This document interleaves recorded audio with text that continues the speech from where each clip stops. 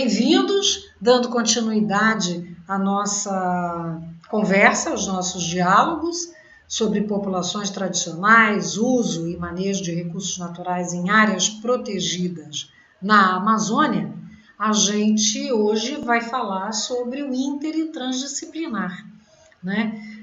Lembrando que comentamos em aulas anteriores a importância de termos diversas disciplinas confabulando, conversando, para pensar ordenamento ambiental, planejamento ambiental, conceitos, não é? Para pensarmos na sustentabilidade ambiental, que requer conceitos diferenciados, é complexa, trabalha-se com diferentes aspectos sociais, econômicos, políticos, culturais e disciplinas.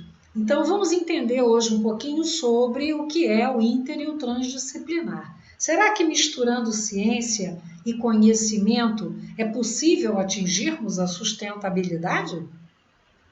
Bom, interdisciplinaridade, multidisciplinaridade, transdisciplinaridade nessa pesquisa socioambiental. Como funciona isso? De que forma trabalhamos? O desenvolvimento das sociedades com o meio ambiente se dá em processos que são naturalmente interdisciplinares, não é? Há uma mistura de disciplinas, há uma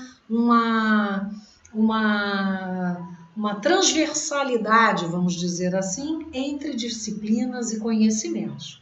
No entanto, a simplicidade do raciocínio humano, né, transformou esse conjunto de interações em elementos disciplinares. Talvez fosse mais fácil a gente entender em caixinhas a disciplina da matemática, a disciplina da biologia, a disciplina da geografia, da história, das ciências humanas, né? Mas e quando essas interações espaciais são mais complexas? Como que essa tendência de misturar, vamos dizer assim, as disciplinas pode avançar para o conhecimento científico e tecnológico? Então, o próprio desenvolvimento humano gerou essas pressões, essas que a gente chama de novas pressões, né? E isso contribuiu para a interação ambiental. E aí exige da ciência uma postura interdisciplinar. Não é só misturar disciplinas, que a gente chama do que é interdisciplinar. O interdisciplinar implica num processo de inter-relação. E isso veio muito, cresceu, vamos dizer assim, ganhou luz no final dos anos 60 e no início da década de 70, quando a questão ambiental, muito complexa, né, emerge e a interdisciplinaridade, então, surge como uma forma de buscarmos respostas para as questões ambientais, né? A crise ambiental, a crise do saber, é uma que a gente chama de acumulação de externalidades do desenvolvimento do conhecimento e do crescimento econômico. Então, o interdisciplinar implica num processo de inter-relação de conhecimentos, práticas, né, que nos campos da pesquisa e do ensino não são somente disciplinas únicas e específicas. É um manejo, vamos dizer assim, de articulações entre essas disciplinas.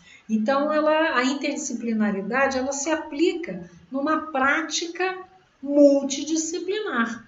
A colaboração de profissionais com diferentes formações, que é muito o caso de vocês. Muitos dos nossos ouvintes aqui são de diferentes formações, diferentes disciplinas, mas atuam em uma questão ambiental, a gestão ambiental da própria empresa, dos seus afazeres na empresa. Então, isso nos remete a uma prática multidisciplinar, visando uma questão ambiental que é complexa, ou tentar chegar a uma sustentabilidade ambiental não é? E aí, esquematicamente, a disciplinaridade é uma especialização, né? Então, uma determinada disciplina. A multidisciplinaridade, não há uma conversa, elas ainda estão cooperando. A pluridisciplinaridade nos traz, sim, uma cooperação, mas, no entanto, não há uma coordenação entre essas disciplinas, mas a interdisciplinaridade é uma coordenação por conceito de nível superior. Então, o que significa isso? Significa que quando a gente propõe dentro de um grande projeto, dentro de uma empresa, na academia, trabalhar em um projeto de pesquisa de forma interdisciplinar, esse projeto vai ter uma coordenação e um conceito, no qual todos os demais linhas de pesquisa vão buscar resposta conjuntamente, né? A transdisciplinar leva a essa desconstrução do conhecimento disciplinar e abre para um diálogo de saberes dentro no campo da complexidade ambiental, que foi o que eu mostrei aqui, que eu acabei de falar. Então, a gente tem diferentes disciplinas conversando para buscar uma resposta para a questão ambiental. Então, esse diálogo de saberes e suas práticas não é só articulação de conhecimentos, mas eles implicam em formas e modalidades de trabalho. E ele não se esgota, viu, gente, numa única relação entre disciplinas científicas. No campo, originalmente, em geral, originalmente, a gente tem muitos dos enfrentamentos, quando a gente pensa na questão ambiental, que é complexa, a gente tem que pensar de forma interdisciplinar, porque uma é você fracionar, porque você é da floresta, vai lá para o mato, porque você é do saneamento, vai olhar, não, tem que ter cuidado também com essa ideia desse fracionamento. E também da super especialização. Você é o especializadíssimo em determinada coisa, cuida disso. Não é essa. A ideia de pensar de forma interdisciplinar é ter o diálogo de saberes acontecendo. Então, todos buscando uma resposta a uma questão complexa. Então, diferenças de migração desses conhecimentos, por exemplo. A representação, né? Você tem uma única, nesse quadro que mostra pra gente, que você tem uma única disciplina, você tem disciplinas diferentes montando essa ideia do multidisciplinar, mas sem um saber, sem um diálogo, sem uma conversa. Você tem o interdisciplinar, em que você já tem disciplinas conversando entre si, e você tem o transdisciplinar, que muitas das vezes não está no meio acadêmico, que é essa praxis que provavelmente muitos de vocês exercem, não é? Na hidro, ou que a gente vê em muitos projetos de pesquisa. Por exemplo, quando trabalhamos com criação de territórios sustentáveis, envolve o conhecimento de diferentes disciplinas, tanto das populações que vivem nesses territórios, quanto dos cientistas que vão fazer os levantamentos nessas áreas, sejam botânicos, sejam zoólogos, sejam cientistas sociais. E aí, esse diálogo, esta interação busca responder a uma questão, que é como esse território é mantido sustentável, como esse território vai ser sustentável, de que maneira, que conhecimentos temos sobre esse espaço para que ele se mantenha sustentável, não é? Então, o que a natureza e a sociedade vão ter com isso? Vão ter o quê? O que desejamos responder quando a gente pensa nessas questões da interdisciplinaridade, na integração dos diferentes conhecimentos? A gente pensa o seguinte, o que a gente busca? A gente busca a conservação do meio ambiente, nesse caso, da biodiversidade, né? E por que devemos proteger os recursos naturais? qual a importância da biodiversidade, né? Está em todos os espaços, em todos os lugares, não é? Hoje temos diferentes produtos, então por que a gente precisa exatamente do meio ambiente para viver? Está tudo vindo do meio ambiente? Sintetizamos várias coisas atualmente, não é? A ciência avançou muito, a própria economia, a tecnologia, mas a base ainda são os recursos naturais. Então, por que protegê-los? Porque já destruímos muito, não é? Muitos de vocês já estão pensando, que pergunta? Claro que tem que proteger, a natureza está ameaçada, a biodiversidade está ameaçada, o homem destrói tudo, há uma interferência muito grande, séculos, não é? Dos habitats naturais. Então, a superexploração, a poluição, a introdução de tecnologias, as indústrias, a forma de uso de recursos, lazer, né, a caça destrambelhada, a pesca, não é, destrambelada, diferentes ambientes que têm passado por interferência antrópica e destruindo muitos hábitats. Então, você tem perda de biodiversidade. Mas fazer o quê?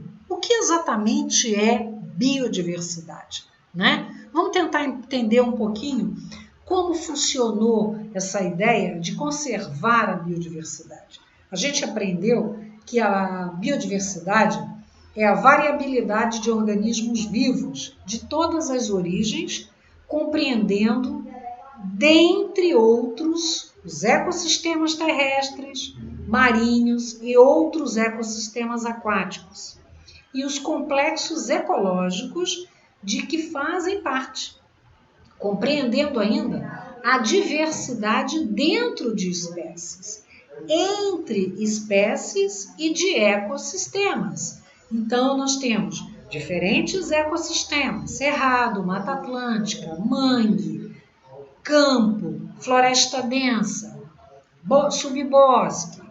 Temos diversidade dentro das espécies. A gente conhece só um tipo de tucunaré? Não, tucunaré azul, tucunaré amarelo, né? O tucunaré paca. Tem diversidade dentro das espécies, né? E diversidade entre espécies também, né? Então, vamos entender um pouquinho como aprendemos isso. Há muitos anos, isso eu estou falando aí dos tempos feudais, né?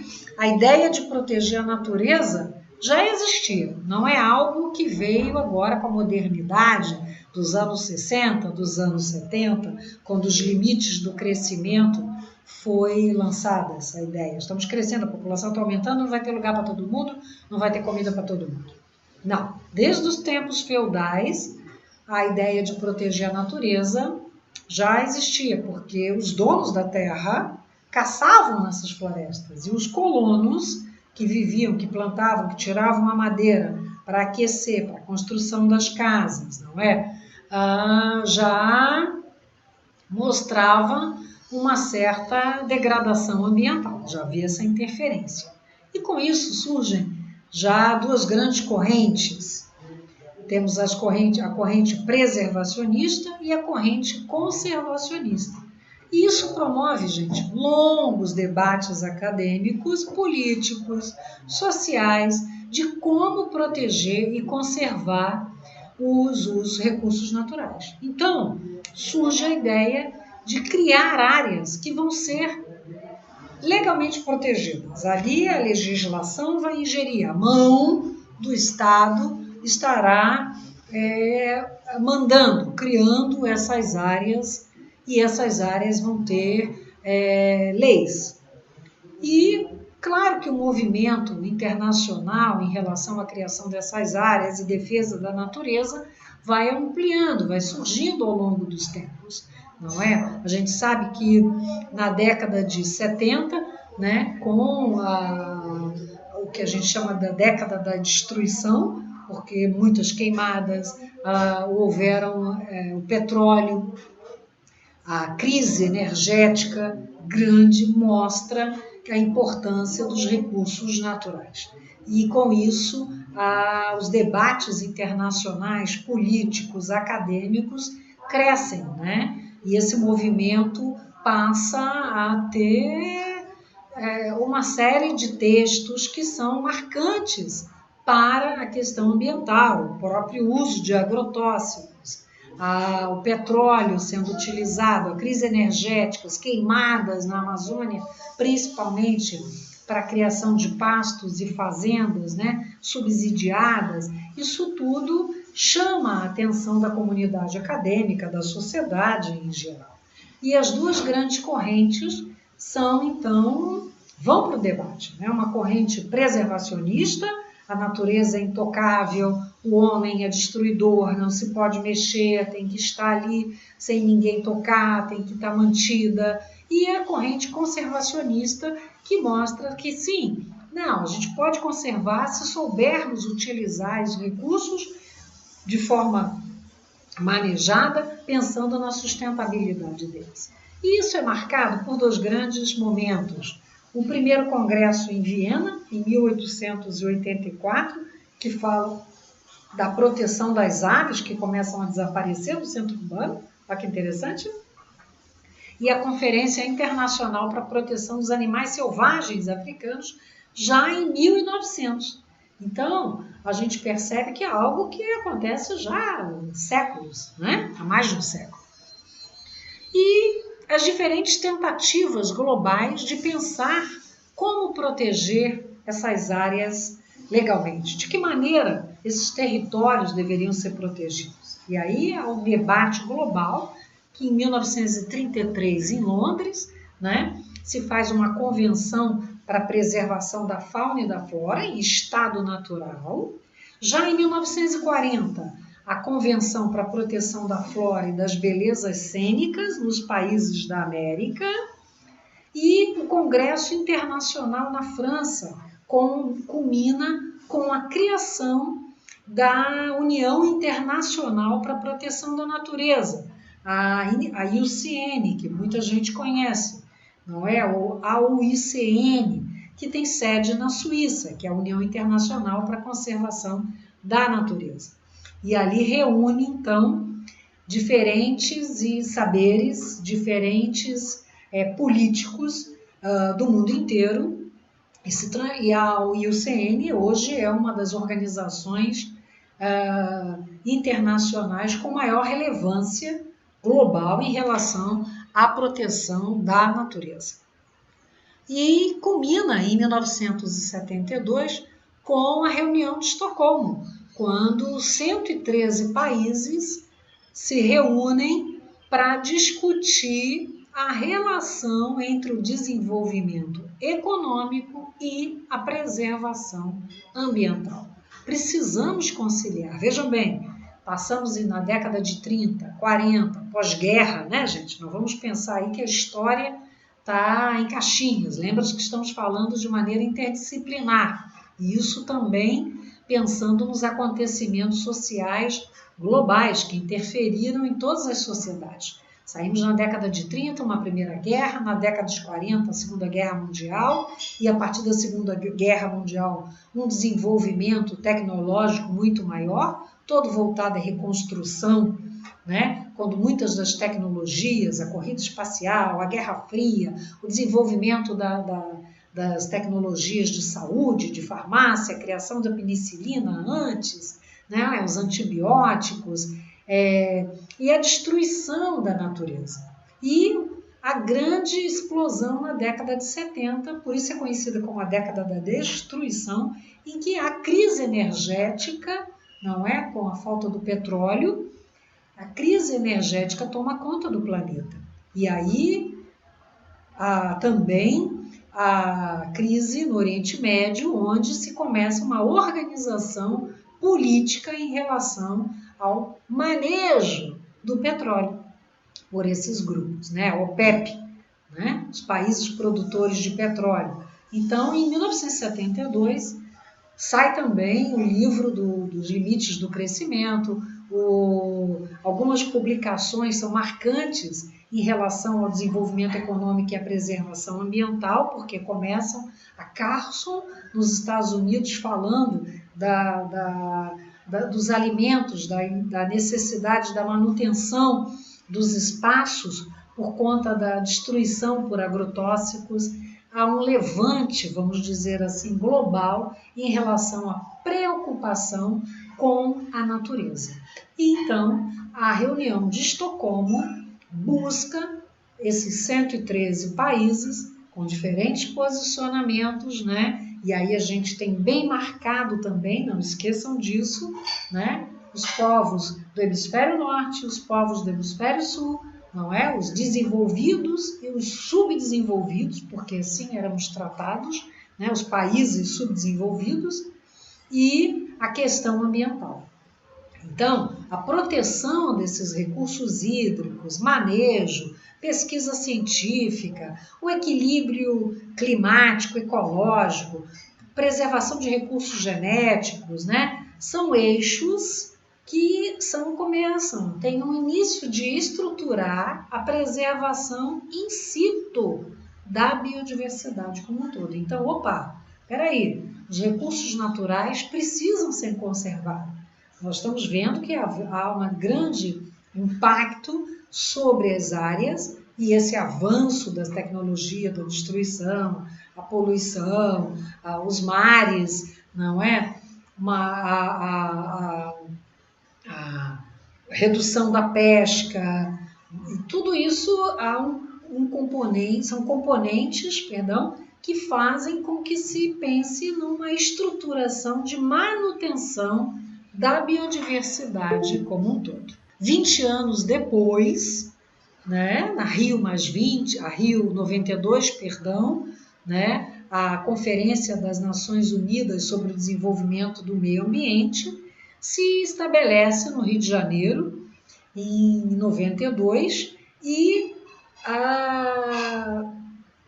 traça-se dentro desta conferência a Convenção sobre a Diversidade Biológica, a famosa CDB, que foi o principal marco dentro dessa conferência, porque houve um compromisso dos 182 países signatários em conservar a diversidade biológica, utilizar adequadamente os recursos, repartir equitativamente os benefícios gerados pelo uso desses recursos naturais e genéticos. Então, a importância na modernidade, vamos dizer assim, dessas conferências globais foi e é fundamental para pensarmos em que maneira devemos conservar territórios naturais.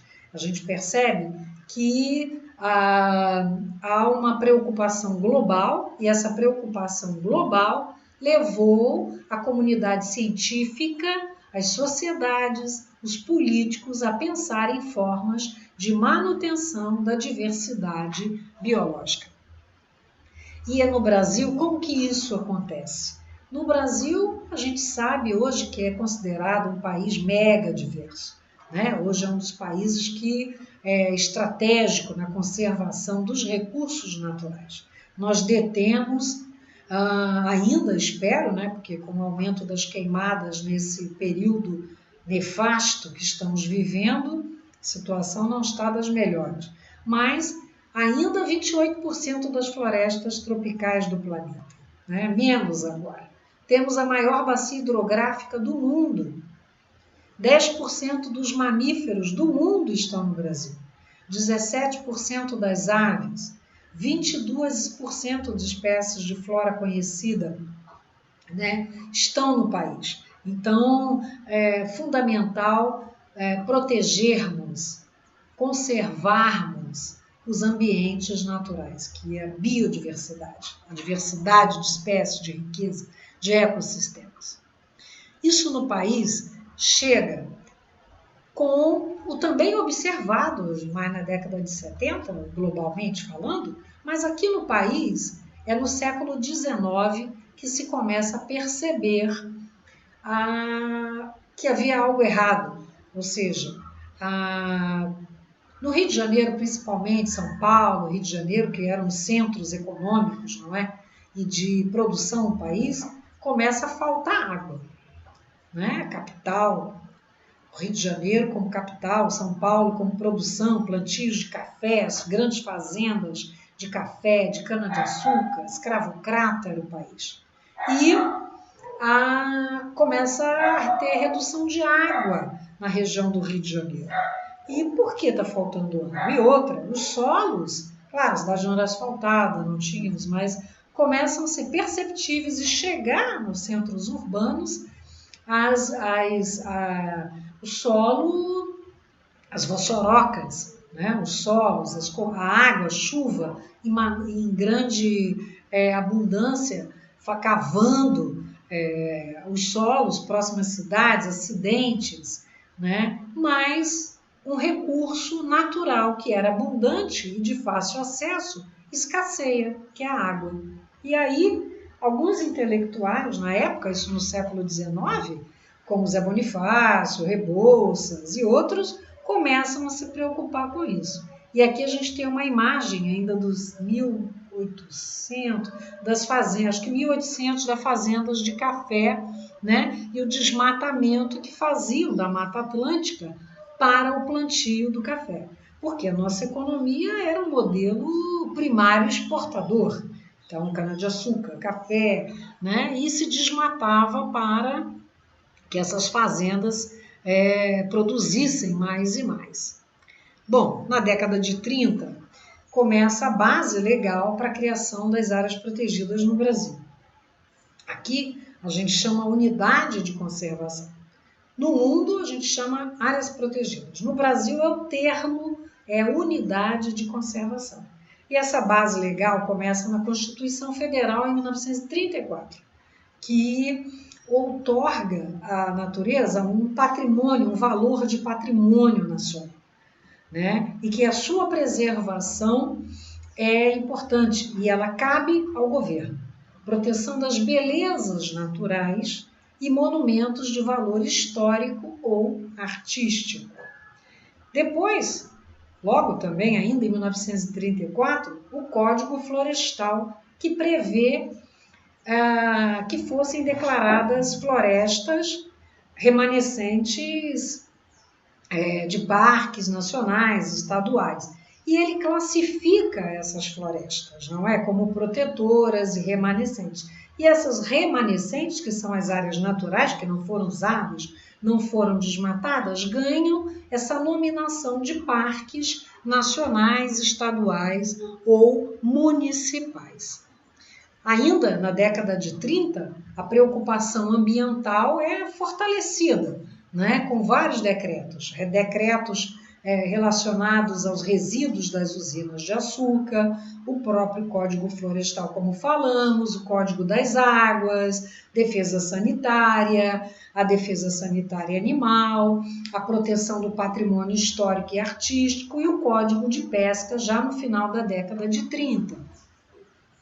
Tudo isso vem em função do que todos nós conhecemos na história da conservação, com a criação do Parque de Yellowstone, mas isso foi em 1872, e só 57 anos depois essa influência mais fortalecida no país, já república, não é? Na época do Império, havia, claro, a proteção das florestas imperiais. Ali não se podia caçar, não se podia pescar, né? A preocupação com a água, o de grande desmatamento, né? Mas é em 57 anos depois que o país finalmente cria, vocês viram ali que lançamos o Código Florestal em 34, as florestas remanescentes poderiam ser protegidas, diz o código, mas o primeiro parque só é criado em 1937 e é o Parque Nacional de Itatiaia, que está localizado na Serra dos Órgãos, no Rio de Janeiro. Finalmente a gente começa então a proteger essas florestas remanescentes. Mas isso bastava? Apenas esse parque ou esse espaço? E o país inteiro? Como estava se comportando? O que estava acontecendo nos diferentes ecossistemas? Vamos ver no próximo na próxima conversa.